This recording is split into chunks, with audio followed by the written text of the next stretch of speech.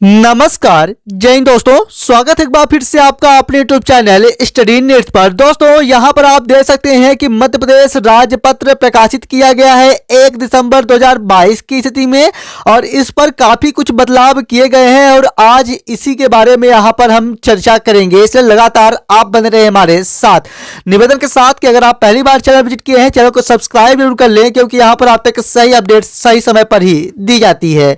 दोस्तों यहाँ पर आप देख सकते हैं कि सहायक अध्यापक, प्रयोगशाला सहायक अध्यापक, व्यायाम शिक्षक, सहायक अध्यापक, गायन वादन, ये जितने भी अध्यापक संवर्ग के होते थे उन सभी को क्रमशः प्राथमिक शिक्षक विज्ञान, प्राथमिक शिक्षक खेलकूद एवं प्राथमिक शिक्षक गायन वादन, माध्यमिक शिक्षक खेलकूद, माध्यमिक शिक्षक गायन वादन के पद पर ही नियुक्त किया जाएगा। कुछ इस प्रकार से यहाँ पर बताया गया है।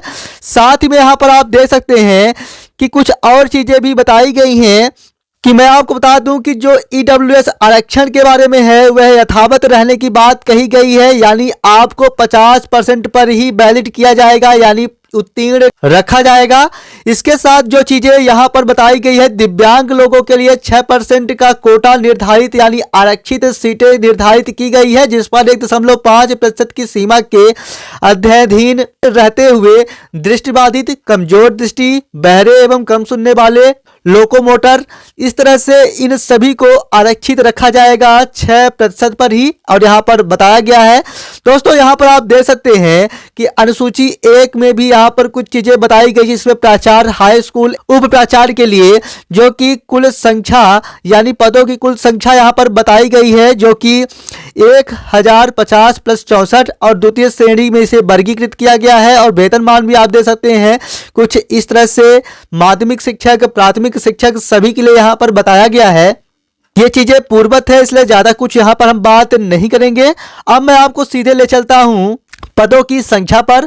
तो दोस्तों यहाँ पर आप पदों की संख्या देख सकते हैं, जो कि उच्च माध्यमिक शिक्षकों के लिए 34,789, जो कि 50% सीटें आपकी सीधी भर्ती के द्वारा भरी जानी है और 50% सीटें क्रमोन्नत के माध्यम से भरी जानी है। और दोस्तों यहाँ पर आप माध्यमिक शिक्षकों के लिए भी देख सकते हैं कि 60,686 जगह खाली पड़ी हुई हैं, जिस पर 50% सीटें आपकी सीधी भर्ती के द्वारा और पदोन्नत के द्वारा 50% सीटें भरी जानी है। साथ ही में यहाँ पर प्राथमिक शिक्षक के लिए देख सकते हैं, जो कि आप लोगों के द्वारा लगातार 51,000 की मांग चल रही है और पूरी तरह से यह मांग वैलिड है, और जिसे आप स्पष्टतः देख पा रहे होंगे कि 1,25,243 रिक्तियां यहां पर आपके प्राथमिक शिक्षक में देखने को मिली है, यानी 1,25,243 जगह आज की स्थिति में रिक्त हैं, और जिस पर 100% की जो रिक्तियां हैं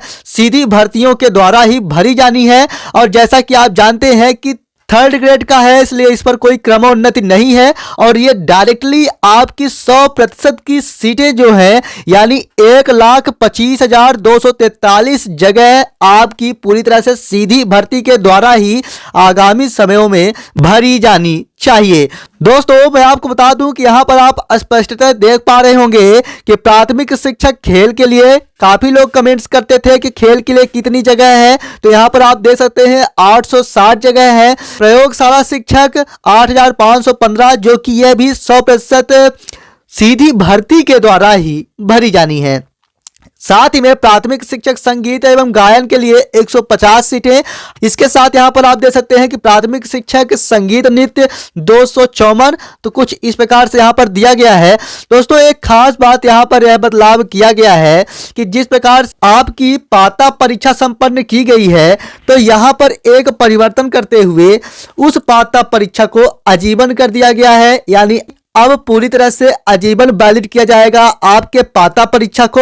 और जैसा कि हमने आपसे पिछले वीडियो में कहा कि आपकी जो अलग से पाता परीक्षा संपन्न की जाएगी यानी चयन प्रक्रिया के लिए, तो यहां पर यह नियम भी यहां पर ला दिया गया है, यानी पहले आपकी जो पाता परीक्षा संपन्न कराई जा चुकी है वह परीक्षा में वैलिड जितने भी अभ्यर्थी हैं वही अब चयन प्रक्रिया में भाग ले सकेंगे और आगामी समयों में भी लगातार चयन प्रक्रिया के लिए आपकी भर्ती प्रक्रिया संपन्न कराई जाएगी और उसके लिए डायरेक्टली आप चयन प्रक्रिया में भाग ले सकेंगे। यहाँ पर कुछ इस प्रकार से संशोधन किया गया है आयु सीमा में, जो कि 18 और 21 के बीच में लगातार चल रहा था, तो मैं आपको बता दूं कि 21 वर्ष ही वैलिड किया गया है, जैसा कि आप देख पा रहे होंगे। और उच्च माध्यमिक शिक्षकों के लिए विषयवार ठीक उसी प्रकार से योग्यता मांगी गई है बीएड के साथ आपके संबंधित विषय।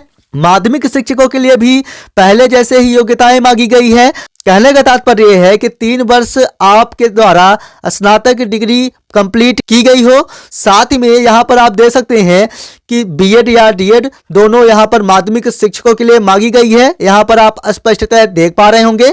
साथ में प्राथमिक शिक्षकों के लिए यहाँ पर फिर एक बार लिखा गया है कि बीएड वाले अभ्यर्थियों के लिए विचार किया जाएगा और अगर विचार किया जाता है तो 1 से 5 तक पढ़ाने के लिए आपको ब्रिज कोर्स कराया जाएगा। कुछ इस प्रकार की चीजें यहाँ पर बताई गई है। हालांकि यह भी बताया गया है कि आपके अनुकंपा नियुक्ति के प्रकरणों में लगातार संशोधन किया जाएगा, यानी अगर अनुकंपा नियुक्ति वाले किसी कारणोंवश वैलिड नहीं हो पा रहे हैं तो नियम में शिथिलता प्रदान की जा सकेगी। कुछ इस प्रकार की भी चीजें हैं और साथ ही में मैं आपको बता दूं कि कुछ चीजें और यहाँ पर बताई गई है, इसके बारे में भी मैं आपसे बात करना चाहूंगा।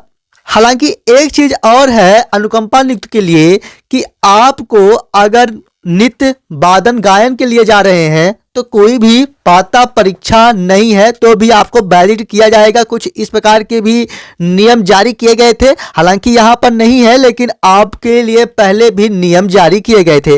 दोस्तों यहाँ पर आप देख सकते हैं कि जैसा कि हमने आपसे कहा कि वादन गायन के लिए अनुभव की आवश्यकता होगी, तो यहाँ पर आप देख सकते हैं कि पदों के लिए अनुभव 5 वर्ष यहाँ पर प्राचार्य हाई स्कूल एवं उपाचार्य, साथ ही में उच्च माध्यमिक शिक्षक के लिए 5 वर्ष का कार्य अनुभव, साथ ही में यहाँ पर प्रधानाध्यापक माध्यमिक शाला 5 वर्ष का अनुभव, साथ में माध्यमिक शिक्षक 5 वर्ष, प्राथमिक शिक्षक विज्ञान, इस तरह से यहाँ पर बताया गया है।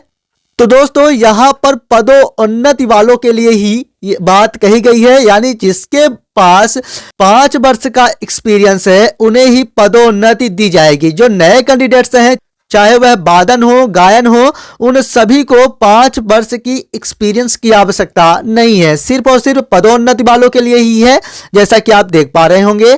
अब दोस्तों मैं आपको बता दूं कि यहाँ पर आप देख सकते हैं कि प्राथमिक शिक्षक, और यहाँ पर स्पष्टतः बताया गया है कि निर्धारित प्रतिशत के साथ शिक्षक पात्रता परीक्षा उत्तीर्ण यानी एमपीटीईटी का आयोजन किया गया, उस पर आप पास थे, उत्तीर्ण थे, और साथ ही में पात्रता परीक्षा उत्तीर्ण के उपरांत चयन परीक्षा के माध्यम से चयनित होना अनिवार्य, यानी एक बार फिर आपकी चयन प्रक्रिया कराई जाएगी।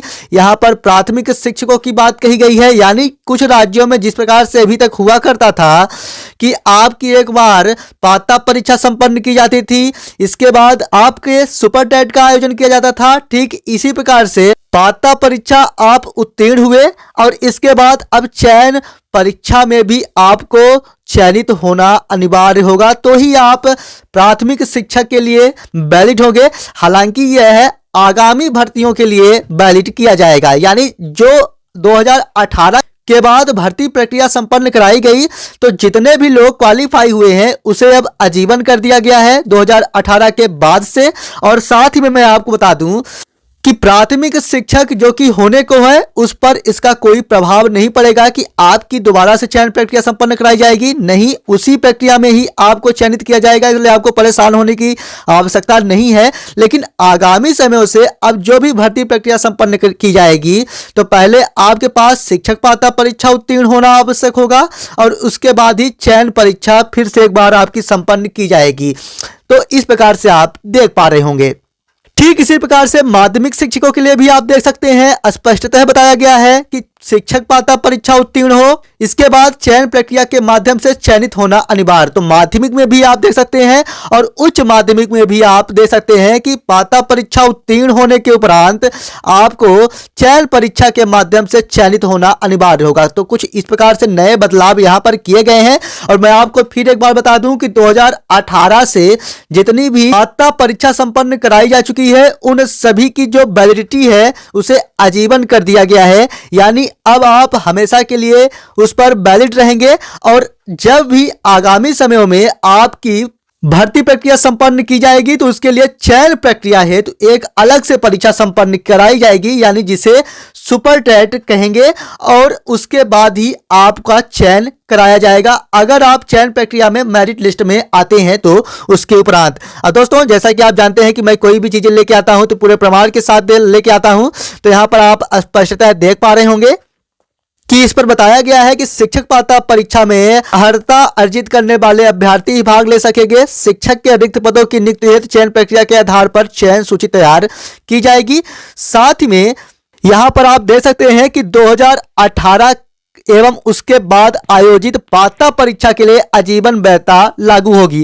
दोस्तों, यहां पर एक बात आप ध्यान रखिएगा कि यहां पर पात्रता परीक्षा के लिए आजीवन वैधता लागू की गई है, न कि चयन परीक्षा के लिए। चयन प्रक्रिया के लिए आगामी समयों में आपकी अलग से परीक्षा संपन्न कराई जाएगी आगामी जब भर्तियां आएंगी, और उसके बाद ही आपकी मेरिट लिस्ट के अनुसार आपको चयनित किया जाएगा। हालांकि जो प्राथमिक शिक्षक की भर्तियां चल रही हैं या फिर प्राथमिक शिक्षक की भर्तियां होने को है, उस पर कोई नए बदलाव नहीं है। उस पर आपकी जिस प्रकार से चयन प्रक्रिया चल रही थी ठीक उसी प्रकार से चलने वाली, इसलिए आपको परेशान होने की आवश्यकता नहीं है। आगामी समयों में चयन प्रक्रिया के लिए कुछ इसी प्रकार से बदलाव किया गया है। उम्मीद के साथ कि वीडियो आपको जरूर पसंद आया होगा। अगर पसंद आया है तो वीडियो को लाइक जरूर कर दें। पहली बार चैनल विजिट किए हैं, चैनल को सब्सक्राइब जरूर कर लें। साथ ही दोस्तों के साथ भी शेयर करें। मिलेंगे अगली वीडियो में। अगली वीडियो किस पर अपना कीमती सुझाव दें। तब तक के लिए धन्यवाद।